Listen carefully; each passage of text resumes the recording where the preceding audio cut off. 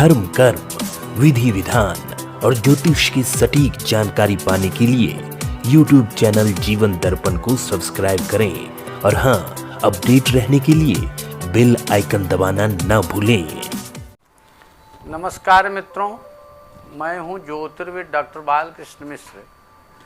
जीवन दर्पण चैनल में आप सभी का हम हार्दिक अभिनंदन करते हैं। मित्रों, पुरुषोत्तम मास आज से प्रारंभ हो गया है। क्या है पुरुषोत्तम मास, क्यों आता है यह पुरुषोत्तम मास और कब से कब तक 2020 में पुरुषोत्तम मास होगा और आपको पुरुषोत्तम मास में अधिक से अधिक क्या करना चाहिए, आज हम इस बारे में आप सबको बतलाएंगे।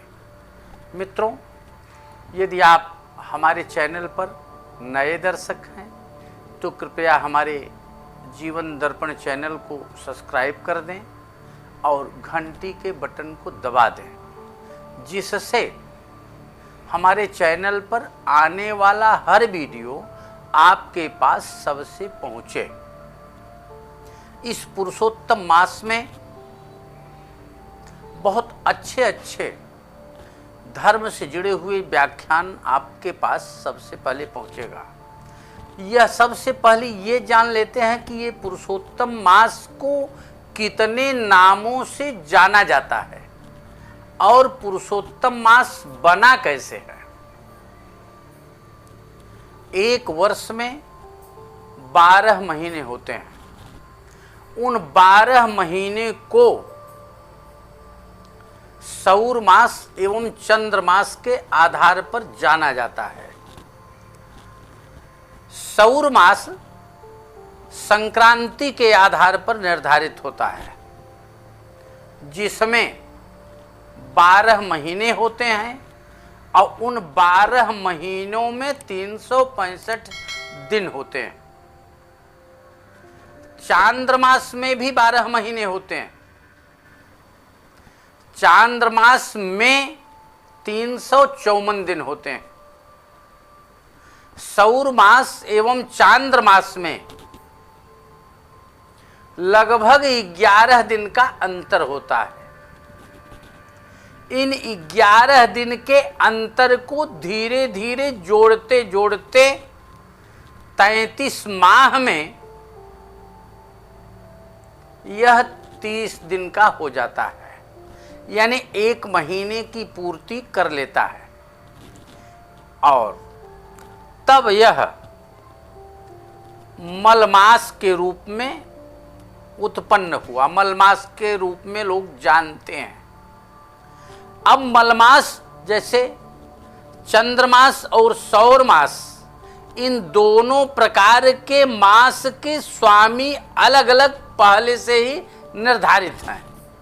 लेकिन जब यह मलमास की उत्पत्ति हुई तो इस मलमास का स्वामी कोई नहीं था। सारे सौर मास एवं चांद्रमास के स्वामी आपस में विचार करके इस उत्पन्न मलमास का निंदा करने लगे। यह उत्पन्न मलमास अपना कोई स्वामी न देख करके बहुत दुखी हुआ। इस मलमास को ही कहीं पर अधिक मास भी कहते हैं। वह दुखी हुआ मलमास। दुखी होकर के यह मलमास कहाँ चला गया? विष्णु भगवान के पास, नारद भगवान के पास चला गया। नारद भगवान ने इस मलमास को संकेत दिया कि तुम विष्णु भगवान के पास जाओ। विष्णु भगवान के पास जाकर के उनसे प्रार्थना किया कि मैं प्राण दे देना चाहता हूं, मैं जिंदा नहीं रहना चाहता, क्योंकि जो सौर मास और चांद्रमास हैं, इनके जो स्वामी हैं ये लोग मुझे निंदा की दृष्टि से देखते हैं, इसलिए हम जिंदा रह करके करेंगे क्या, हमको मर जाने दीजिए आप। तो विष्णु भगवान ने आश्वस्त किया कि तुम हमारी शरण में आए हो।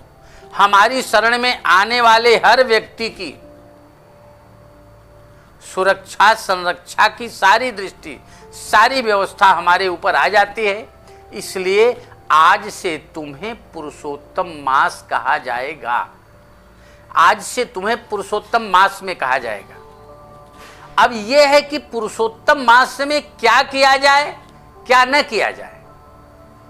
पुरुषोत्तम मास में शुभ कार्य नहीं किए जाते, जैसे विवाह नहीं किया जाता है, नया मकान का प्रारंभीकरण नहीं किया जाता है, नए मकान में गृह प्रवेश नहीं किया जाता है। ये सारे कार्य पुरुषोत्तम मास में वर्जित रहते हैं। लेकिन विष्णु भगवान ने ये संकेत दिया कि इस पुरुषोत्तम मास में केवल धर्म का संचय करना है। यदि व्यक्ति इस पुरुषोत्तम मास में धर्म का संचय करे, यदि पूरे 1 महीने में 1 दिन भी व्रत रख लेगा तो 10 व्रत के बराबर फल को प्राप्त करेगा। पूरे 1 महीने में 1 दिन भी ब्राह्मण को भोजन करा देगा तो 10 बार भोजन कराने का फल प्राप्त होता है। यदि पूरे महीने में कथा व्याख्यान को सुनेगा तो 10 बार की कथा व्याख्यान के फल को प्राप्त करेगा। शास्त्रों और व्यवस्थाओं के आधार पर इस पुरुषोत्तम मास में शिव की भी पूजा की जाती है, विष्णु की भी पूजा की जाती है। विष्णु की पूजा महंगी पूजा कही जाती है और विष्णु भगवान जल्दी खुश नहीं होते, लेकिन विष्णु भगवान ने ही कहा है कि यदि जल्दी आपको फल को प्राप्त करना है तो शिव के शरण में जाइए। चूंकि शिव को आशुतोष कहा गया है, आशुतोष्यम शिव, जो जल्दी खुश होने वाले होते हैं वही शिव हैं। इसलिए इस पवित्र पुरुषोत्तम मास में शिव जी की पूजा विशेष करना चाहिए।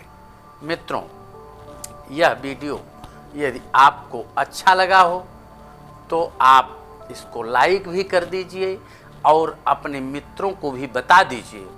अगला वीडियो इसी पुरुषोत्तम मास के बारे में हम आपको बतलाएंगे। हमारा इस पुरुषोत्तम मास में शिव पुराण की कथा भी की जाएगी। इसके बारे में अगले वीडियो में हम आपको बताएंगे कि हमारा पुरुषोत्तम मास में कहाँ कथा होता है। यदि नए दर्शक हैं तो चैनल को सब्सक्राइब करना न भूलें। धन्यवाद।